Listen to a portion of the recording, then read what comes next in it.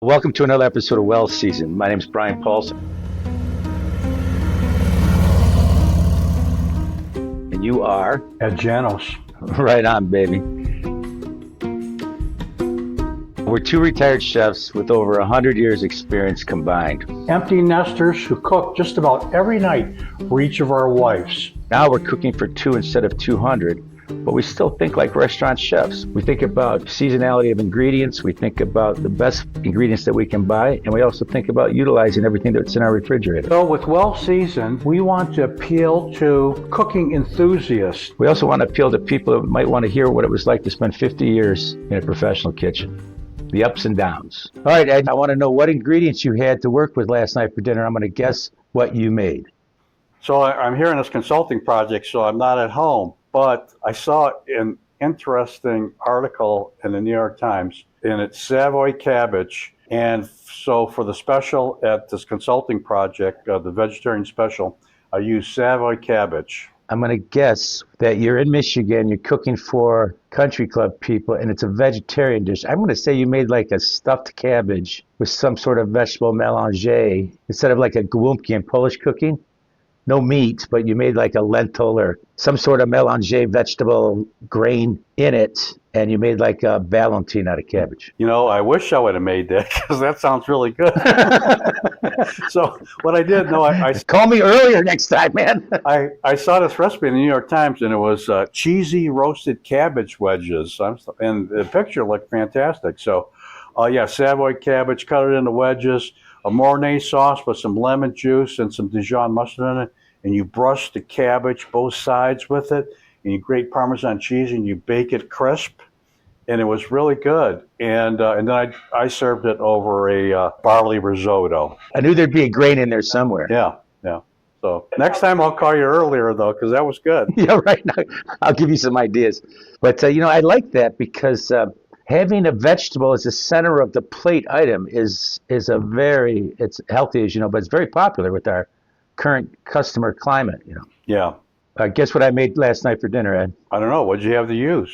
I had some flour, I had ground beef, and I had potatoes. I had some lettuce and tomato. Okay. Well, that's a pretty easy one. So, did you use starter too, or yeast? No, these were white rolls. Okay. So, ground beef, you made burgers because the weather's been kind of nice in Michigan. Lettuce and tomato, burgers. Potatoes, you made homemade French fries. Hopefully, you double blanched them. And you probably made homemade buns because I know you've been baking bread. Yeah, I did. Homemade buns. Not only double blanched the fries, but I poached them in vinegar water first and then double fried them. And they came out like McDonald's French fries. Wow. There. Good guess. Excellent guess. Yeah, that was the easy one. You know, as you get older, I'm 65. How old are you now? 69. 69. 36. You wish? 65. 65. I'm same age as you. Yeah, same age. And I noticed that you opened a donut shop, did you? I didn't know no donut. All the powdered sugar in your hair? Oh, yeah. Oh, it's not a donut And he's shop. a comedian, too. Who knew? On this episode of Well Seasoned, Brian, we're sitting down in your backyard with our good friend, Chef Keith Famie. For the audience, they might know Keith from his infamous appearance on the TV show Survivor. But Keith is way more than just that chef from Survivor. He's cooked in dozens of restaurants across Europe, America. He made his way back to Michigan, and then in the late 80s, he headed up Chez Raphael. It was Michigan's Detroit area's temple of French cuisine. And then in 88, he broke away from Chez Raphael and he opened up a 200-seat American bistro called Les Auteurs in Royal Oak, Michigan. And because of that restaurant, Food and Wine named him one of the 10 best new chefs in 1989. And then, of course, came Survivor, Australian Outback episode. He finished third, but not before getting roasted on national TV for making sticky rice. They were busting his chops for the rice not turning out, but he came back and his response was, he literally wrote a cookbook and called it, Yes, I Can Cook Rice, and he toured the country proving it. That's because he's from Detroit. He's from Detroit, and you never back down if you're from Detroit. Yeah, he's had an interesting career. In 2003, his father died of Alzheimer's, and he kind of pivoted. He changed from celebrity chef, restaurateur to documentary filmmaker. He started making these films, including films about Holocaust survivors, Vietnam veterans, people battling cancer, churches, muscle cars. He did everything with a kind of a Detroit root, too. He's won 27 Michigan Emmys, but if you ask him, I think he really thinks it's 35, but let's just call it 27 for now. And he does a really good job with his documentaries.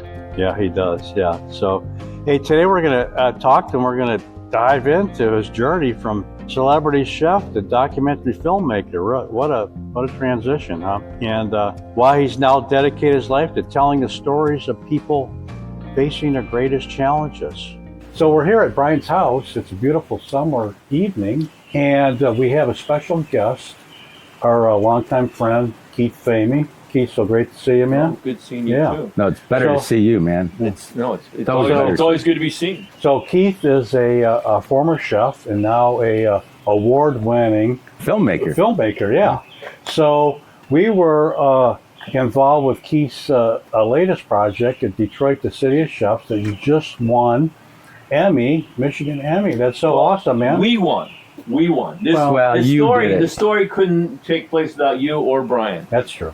Well, tell the story. Like when you decided if you were going to do this, what did you do? So just tell us about it. The whole what's the first idea. person? What was the first people you called? Jeff Gabriel. So I was fortunate to have been in the restaurant industry and chef world and have two of you now you're close friends but colleagues for many years. Yeah. You know, we did a lot of great things in Detroit and everything. And then in 2003 I was I had my Food Network series, and I was on Survivor and did all that stuff. Oh, yeah. And I was taking care of my dad at the same time. He had Alzheimer's, and he passed away in 2003. And he took his last breath, and I held his hand, and I was there, and I took care of him because I was his custodial guardian and stuff, and it was hard for my mom to do it. So I took care of him for those couple of years. And it was just something happened and triggered in me, and I thought, I don't want to wear an apron anymore. I don't want to be a chef anymore. I don't want to be Believe me, man, I understand anymore. that. When I sold my last restaurant, I made a conscious decision to get out of the restaurant business. Yeah, so I respect that, to be honest with you. Yeah, I decided I wanted, and I already had my production company because I did all the Food Network stuff, and I thought, I just don't want to do this anymore, and it was kind of a life-changing moment for me, and I decided I wanted to help people tell stories, and so, we've been doing documentaries since Yeah, how many? Detroit City of Cars, Detroit City of Churches, Detroit City of Chefs, of course. What other ones? We have 30. 30 of them. We've done 30 of them. And how many years? 30 in almost 25 years. So 23 years and That's kind of like a chef schedule. 27 Emmys. So we've 27 Emmys? 27 Emmys. Get out of here. So, yeah. I thought that was your first one. No, it's not our first. This is a very important one, though. Of all of our films, I made a conscious effort that all of our documentaries, all of our stories had to somehow impact and help people navigate through life in some way or form through their own personal journey. See, we've done films about Alzheimer's, we've done films about cancer, we've done lifestyle films. I remember Mikey's Minutes. We've done Mikey's Minutes in One Soldier's Story. We've done films about Down syndrome, and it's all of it stemmed really a lot from curiosity of myself, just wanting to, how do we tell a story and how do we give an opportunity for somebody else to have a narrative to shed a light on their journey they've been on and how it will affect us. And I've always said that kind of the little secret behind the thing that I hope the audience they get, but they don't understand what I'm doing is I put the mirror on the audience. So they ask the question, what have I learned from this? How has this inspired me? How has it helped me become better at who I am or whatever? Or how has it, someone else's life, helped me understand who I am?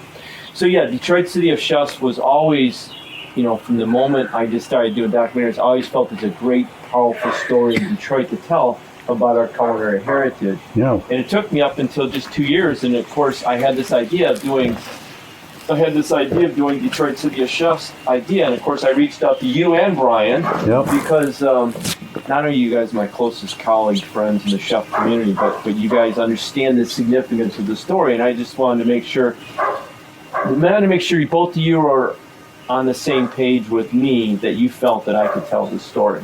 But yes, but I just remember you saying, if you and Ed won't want to do this, I'll kill it, And I said, wow, man. So I really thought I'd call Ed and say, you know what, let's tell him not to do it. No, I'm just kidding. Well, we wouldn't be here right now with this. Yeah, right. I thought it was a story worth telling. So yeah, I was happy to be involved. It's honored. It's and it's not. The story wasn't significant to us, although we're a significant part of the story. The story is really significant to the ones that came before us.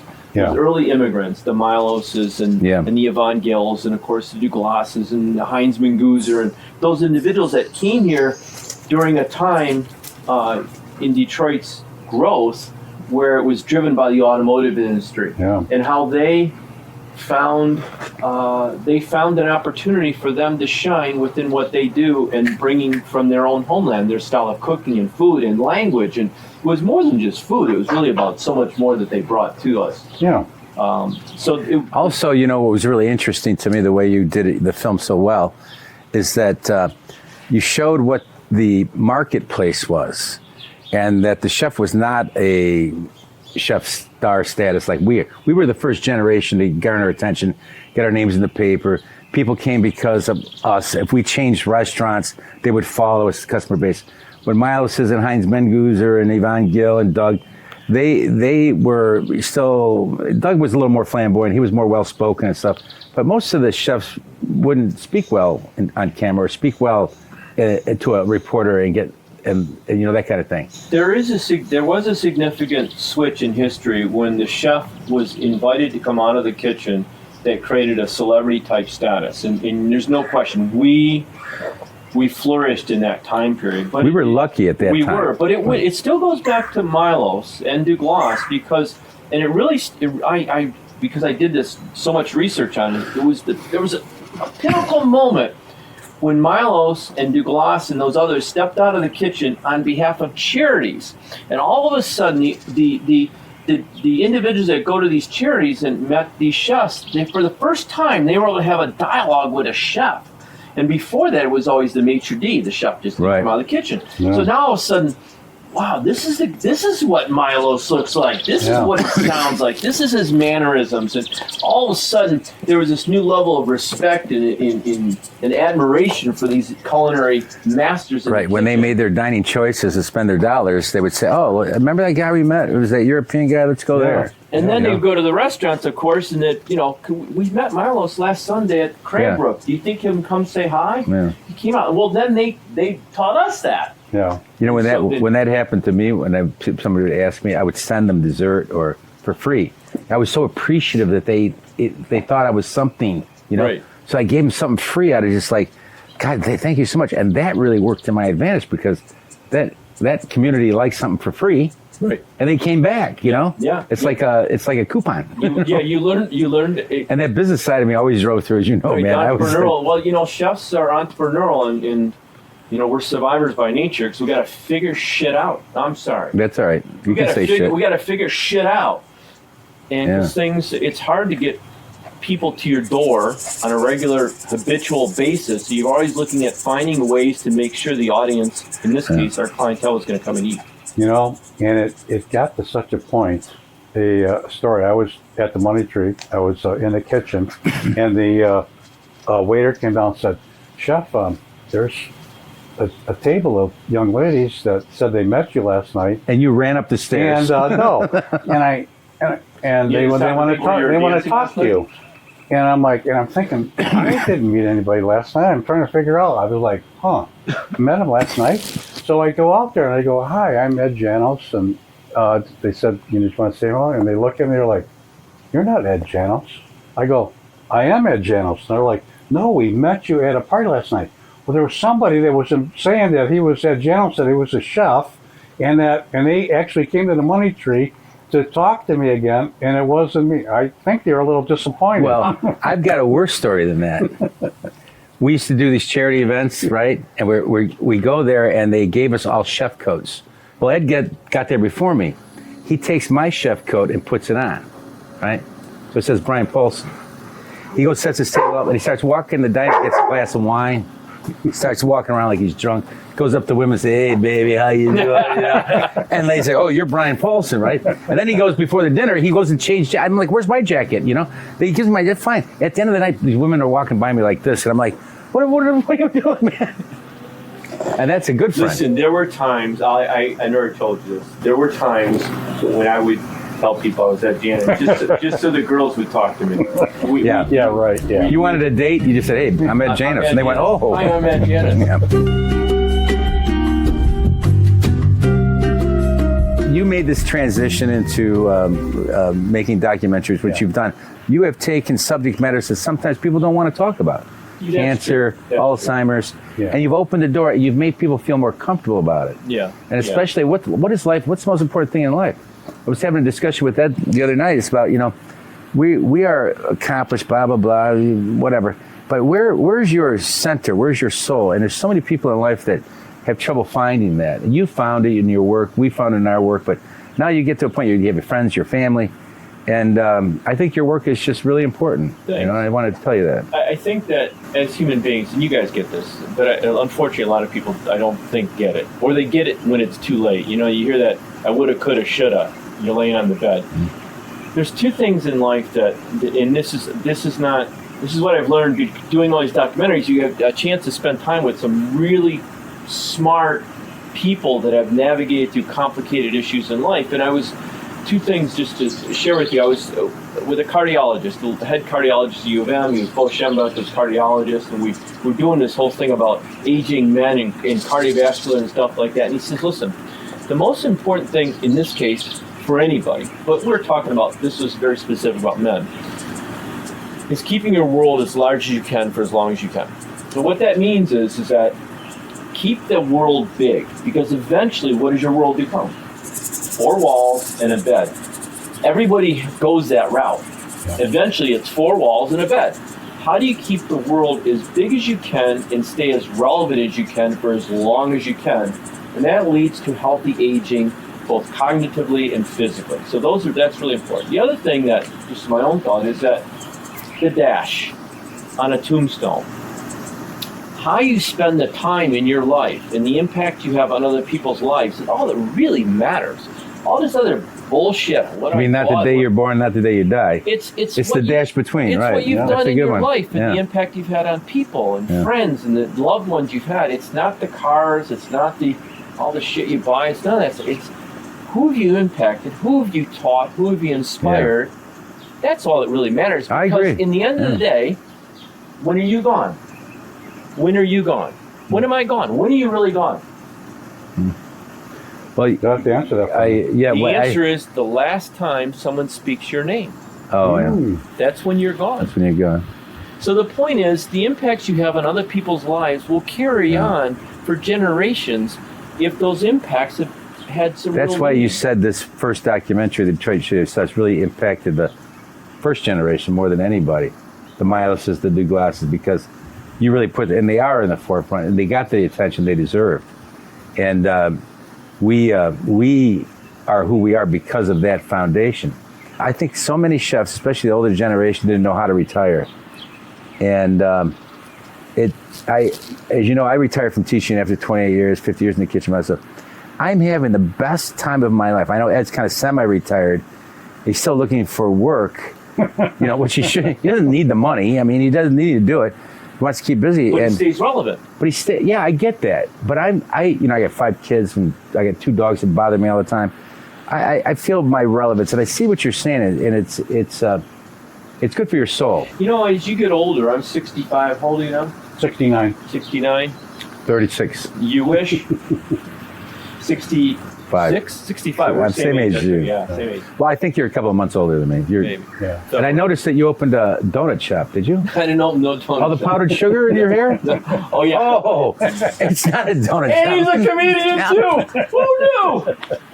Listen, aging humbles you. Yeah, it does, man. No doubt about that. It humbles you. Yeah, it does. And it grounds you. Yeah. The egos that we may have once had as chefs, we still have, but we keep them tucked away. But now we know, and for all you youngins out there, we know, and you will find out, and you'll wake up one day and know this too, there's more time behind us than there is in front of us. Yes. That is a fact.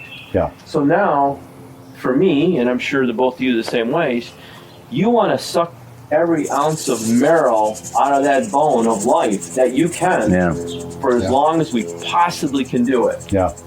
Because we look back, and I mean, I sit here with you guys, and I'm thinking, God, I remember when I was 28 years old. Right. I remember 29 years old. We were in the Bocuse d'Or. Yeah. You know, but look how time is, it's like it was yesterday. Yeah. I have a similar analogy when I was figuring out if I was going to retire from teaching, and I sold the last restaurant, but blah blah before cookbook, whatever, and I said no, I'd stay another year. It pays really well, and it keeps me active, and I like the students, and I really enjoy teaching. And this chef buddy of mine lives up north. He's kind of retired, lives on Walloon Lake, and he goes, "Yeah, Brian, we'll stay another year. Sure, you make the money." He says, "But I got a question for you." I said, "What's that?" He goes, "How many years you got left?" And I said, "Well, I'm 60, at the time 64. So I said, "Well, I hope I got at least 20 good years, maybe 5 bad ones." So yeah, 25. He goes, "Yeah, teach another year. Give that time to the students. Take it away from your kids." Okay. He says, "When was the last time you took a vacation in October?" And I said, "Well, I've never taken a vacation in October. I'm always teaching." He said, "Well, maybe go visit your daughter in New York in October instead of always waiting for the summer." Yeah. I went, that really made sense to me. So I said, I didn't need who wouldn't like the salary, of course, right. but I said, you know what? I had to trade it off. I had to make a mental decision as what the value is. Money's not the value. Mm-hmm. It's those times. And I did. I went, I was wonderful. I said, it was so wonderful to be somewhere in October and November, and I didn't have to wait. Oh, what a good I got to be feeling, back by Monday because I got a class at Tuesday at 7 o'clock, Yeah. And I'm busier now than I've ever been, but it's all on my time. Yeah. I don't have to be anywhere. Yeah. Except for when Ed comes to town. Right. I got to be up at 7. Well, when Ed comes to town, it's like the red carpet goes out. No, it's like this. I wake up, he says, "We're up at 6. Breakfast at 7. No, up at 6. Kellison is at 7. Breakfast at 8. We're on the job by 9. We do more before 9 o'clock than most people do all day. Now get to work, Brian." I'm like, who is this guy? He's from Denver. But he's got that Detroit blood, Those Colorado folks. Yeah. So the documentary, Detroit, the City of Chefs, very successful. You Emmy Award winning. Yeah, Emmy Award winning, and you started with the immigrants that really founded the culinary revolution in Detroit. The Milos Cihelkas, the Yvonne Gills, the Douglas, Doug Gretsch, and then you, the generation, Brian yourself, myself, Jimmy Schmidt, and then you started to touch on younger generation. And so it won for a historical documentary. And now you're planning Detroit City of Chefs 2 and 3, I heard. So Detroit City of Chefs 2 is in production. We're going to premiere it in September. Wow, you're that far along. Wow. By Michigan. We're in the end stages of it. It'll premiere in November. We'll have a big premiere. We'll do it once again. It'll have some charity component to it because as chefs, we're taught early on to give back, and so that's part of who we are. So in that film, we'll focus on master chefs, why competitions are important, the Culinary Olympics, the James Beard Award, what is the James Beard, who was James Beard, all of that will be part of that film. And then, clearly, Detroit has story base it could go on for a long time, but we'll probably end with 3. The third one will be Detroit City of Chefs 3, which is going to focus on vegetarianism, veganism. I didn't know there was such a big vegetarian. George, of course, was a leader of that In Seasons Cafe. Actually, it's really big, but even more importantly than that, when did it start? There's a historical arc to it. So I'm interested in the historical arc. Where did vegetarianism really start? Where was it birthed? Well, it was probably birthed in the 60s during the hippie movement. Yeah. So there's a really interesting start of how that started. Let's in Ann Arbor not kill the lamb. What? Let's not kill lamb, my little baby. Yeah, and this is going to be a really tough one for you. It is. For the world of I'm shaking. I've got a little twitch. I know. I want to go. I want to get a lamb right now and slit its throat and bleed it out in front of you. And so those vegetarians that are watching us, like oh my God. Well, I don't have a restaurant anymore, so actually for a long time. Come on, how many times did you have to learn to cook? I had to. Well, we were all at some point in time asked for our customers. I'm a vegetarian. Sure. Back in Pike Street days, we used to do steamed vegetables, steamed broccoli, like 7 different vegetables, right? And then like 5 legs, they would say a vegetarian would come in and we got a little more creative, make a lentil loaf or something. And the cooks would say, "Oh, those vegetarians are such a pain." I said, "Hey, back off. this is important. We charged $25 for steak back then. We're charging them $25 for a plate of vegetables. Yeah. I love vegetarians. So it's and the other thing that what's going to be unique about the film in relation to vegetarians and that particular subject is the diversity of our culture in Michigan and in Detroit. We have such a rich ethnic community that drives really interesting vegetarian menu development. Well, we have Largest Middle Eastern. the Middle Eastern, right? Of course, we have the largest population in outside of Middle East, Indian, Japanese. Yeah. Think about Chinese. Think about the Asian. Think about those influences.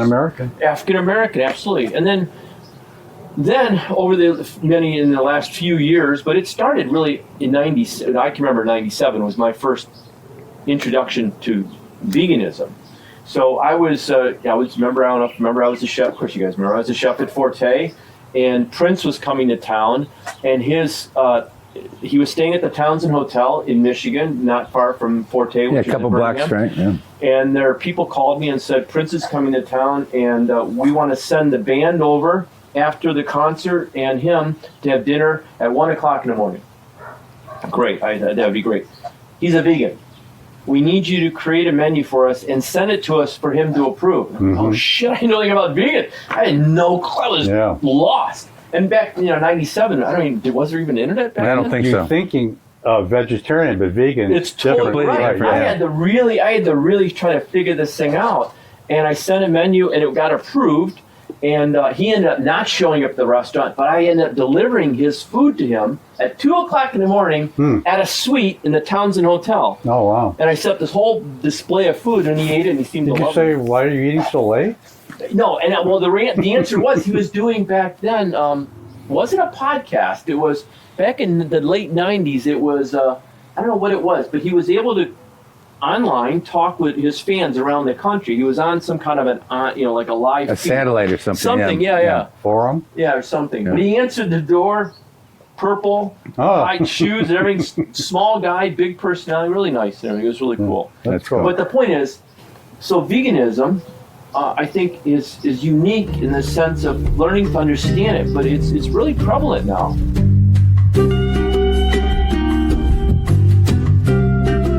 You foresee Chicago, the City of Chefs project?